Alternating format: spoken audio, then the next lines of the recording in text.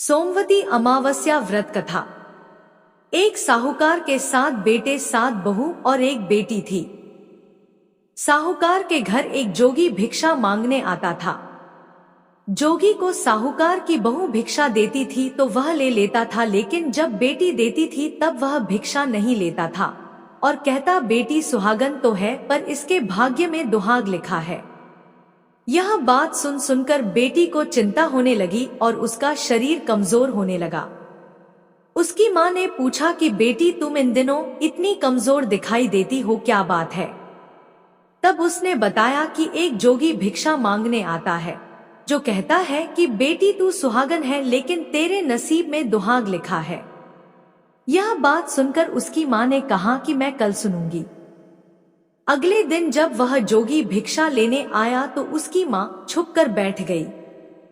जब बेटी भिक्षा देने लगी तो जोगी ने वही बात फिर से बोली। इतनी बात सुनकर उसकी माँ बाहर निकल कर आई और बोली, एक तो हम तुम्हें भिक्षा देते हैं और तू ऊपर से हमें गाली देता है।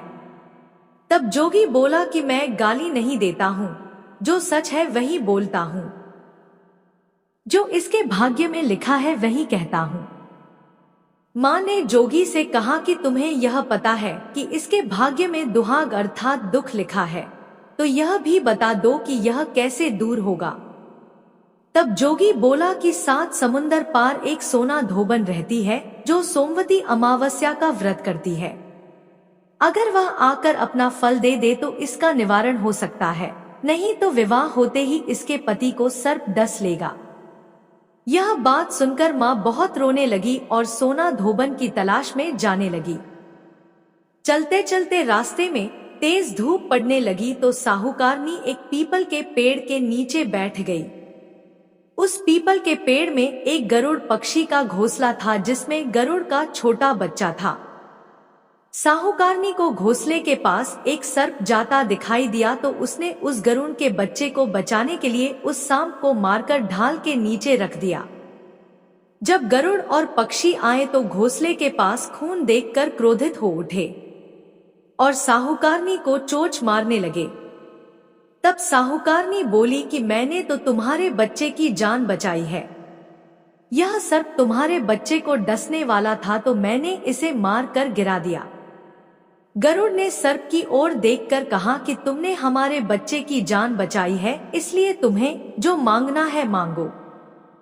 तब साहूकारनी बोली कि मुझे 7 समुंदर पार सोना धोबन के घर छोड़कर आओ। गरुड़ ने साहूकारनी को अपनी पीठ पर बैठाकर 7 समुंदर पार सोना धोबन के घर छोड़ आया। वहां जाकर साहूकारनी ने सोचा कि सोना धोबन को कैसे राजी किया जाए। सोना धोबन के 7 बेटे बहू थे। उसकी 7 बहुएं काम को लेकर रोज लड़ाई करती थी और काम भी नहीं करती थी। रात को जब सब सो जाते तो साहूकारनी सोना धोबन के घर जाती और घर का सारा काम करती। गायों को नहलाकर घर की साफ सफाई करती, रसोई का काम करती, चौका बर्तन करती, आटा पीस कर कपड़े धोती, पानी भरती और दिन होने से पहले चली जाती। बहुएं सोचती कि यह सारा काम कौन कर रहा है, लेकिन कभी एक दूसरे से पूछती नहीं कि यह सब काम करता कौन है। एक दिन सोना धोबन ने कहा कि तुम सब आजकल लड़ती भी नहीं हो, काम भी ठीक कर रही हो। तो बहुओं ने कहा कि सासू जी, काम तो हमें ही करना पड़ता है, चाहे हम लड़कर करें या राजी से करें, इसलिए लड़ाई करने का क्या फायदा।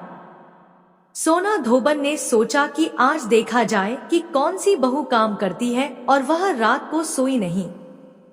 उसने देखा कि रात को एक स्त्री आई और पूरा काम करके जाने लगी।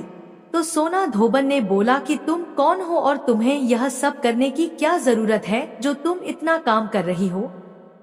तब साहूकारनी ने कहा कि जरूरत है तभी तो इतना काम कर रही हूँ। सोना धोबन ने पूछा कि तुम्हें क्या चाहिए। साहूकारनी बोली कि पहले मुझे वचन दो, तब मैं आपको बताऊंगी। सोना धोबन ने वचन देकर कहा कि अब बताइए, मैं आपको वचन देती हूँ।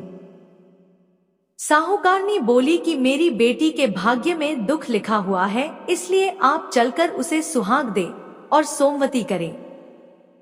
सोना धोबन अपने बेटे बहू से बोली कि मैं तो साहूकारनी के साथ जा रही हूँ। यदि पीछे से तुम्हारे पिताजी की मृत्यु हो जाए तो तेल घी के कूप में डालकर उन्हें छोड़ देना। फिर दोनों सोना धोबन और साहूकारनी उसके घर चली जाती है। अब जब साहूकारनी की बेटी का ब्याह होने लगा तो दूल्हा फेरों में बैठ गया। सोना धोबन दूल्हे के घुटने के पास कच्चा करवा रख देती है, उसमें दूध डाला और तात का तार लेकर बैठ गई। थोड़ी देर बाद सांप दूल्हे को डसने के लिए आया तो सोना धोबन ने करवा आगे रखा और तार से बांध दिया, लेकिन दूल्हा डर के मारे मर गया। तब सोना धोबन ने टीके में से रोली निकाली, मांग में से सिंदूर निकाली, आंख में से काजल निकाली और मेहंदी निकालकर छोटी उंगली से छींटे मारने लगी तथा बोली कि मैंने आज तक जितनी भी सोमवती अमावस्या करी है उनका फल साहूकारनी की बेटी को लग जाए, और आगे जो मैं सोमवती अमावस्या करूं वह मेरे बेटे और पति को लगे। इतना कहते ही दूल्हा जीवित हो गया और सब सोमवती की जय जय बोलने लगे। सोना धोवन वापस जाने लगी तब साहूकारनी बोली कि तुमने मेरे दामाद को नया जीवन दान दिया है, इसलिए कुछ भी मांगो। वह बोली कि मुझे तो कुछ नहीं चाहिए, सिर्फ एक हांडी दे दो। वह हांडी लेकर चली जाती है तो रास्ते में सोमवती अमावस्या आती है तो हांडी का 108 परिक्रमा लगाकर पीपल के पेड़ के नीचे गाड़ कर घर आ जाती है। घर आकर देखती है कि उसका पति मरा हुआ तेल और घी के कूप में पड़ा है। तब वह टीका में से रोली निकालती है, मांग में से सिंदूर, आंख में से काजल और मेहंदी निकालकर छोटी अंगुली से छींटे दिए और बोली मैंने रास्ते में जो सोमवती की है उसका फल मेरे पति को लगे। इतना कहते ही उसका पति उठकर बैठ गया। इसीलिए सोमवती अमावस्या के दिन से शुरू करके जो व्यक्ति हर अमावस्या के दिन भंवरी देता है उसके सुख और सौभाग्य में वृद्धि होती है। पीपल के पेड़ में सभी देवों का वास होता है। अतः जो व्यक्ति हर अमावस्या को न कर सके वह सोमवार को पड़ने वाली अमावस्या के दिन 108 वस्तुओं की भंवरी देकर सोना धोबिन और गौरी गणेश का पूजन करता है, उसे अखंड सौभाग्य की प्राप्ति होती है। ऐसी प्रचलित परंपरा है कि पहली सोमवती अमावस्या के दिन धान, पान, हल्दी, सिंदूर और सुपारी की भंवरी दी जाती है। उसके बाद की सोमवती अमावस्या को अपने सामर्थ्य के हिसाब से फल, मिठाई, सुहाग सामग्री, खाने की सामग्री इत्यादि की भंवरी दी जाती है और फिर भंवरी पर चढ़ाया गया सामान किसी सुपात्र ब्राह्मण, ननंद या भांजे को दिया जा सकता है। यह ध्यान रखें, यह भंवरी का सामान अपने गोत्र या अपने से निम्न गोत्र में दान नहीं देना चाहिए। हे सोमवती अमावस्या जैसा साहूकार की बेटी को सुहाग दिया वैसा सबको देना। सोमवती अमावस्या की कहानी कहने वाले को, सोमवती अमावस्या की कहानी सुनने वाले को, हामी भरने वाले को और अपने पूरे परिवार को देना। जय सोमवती अमावस्या बोलिए शंकर पार्वती भगवान की जय।